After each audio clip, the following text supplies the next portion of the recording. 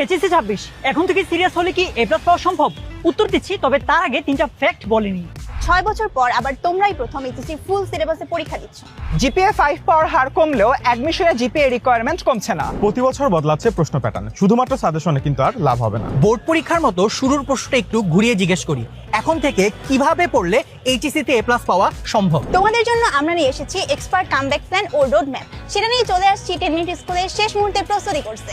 বিজ্ঞান, ব্যবসা, শিক্ষা, মানবিক, তুমি যেই বিভাগেরই হও না কেন, তোমাদের জন্য কিন্তু আমাদের সব প্ল্যান গোছানো ডান। এখন তোমার কাজ শুধু ফলো করা। প্রতিটি সাবজেক্টের ডিটেইল লাইভ ক্লাসের পাশাপাশি তোমাদের পূর্ণাঙ্গ প্রস্তুতির জন্য আমরা নিয়ে এসেছি এই বইগুলো, যেখানে থাকছে টপিক ভিত্তিক সাজেশন, বিগত বছরের প্রশ্ন সমাধান এবং ভর্তি পরীক্ষায় আসতে পারে এমন সকল প্রশ্নের কম্পাইলেশন। ক্লাস কিভাবে নেব এটা বলি। তুমি কিছু পারো বা না পারো, আমরা শুরু করব একদম বেসিক থেকে। এরপর তোমাদের সিকিউ আর এমসিকিউ টপিক অনুযায়ী প্র্যাকটিস করাবো। সবার লাস্টে বিগত 5 বছরের বোর্ড পরীক্ষার প্রশ্নের সমাধান করিয়ে তোমাদের যাবতীয় প্রবলেম সলভ করে দেব। কোর্সের ভর্তির সাথে সাথে তুমি পেয়ে যাবে গত বছরের সমস্ত আর্কাইভ ক্লাসের অ্যাক্সেস।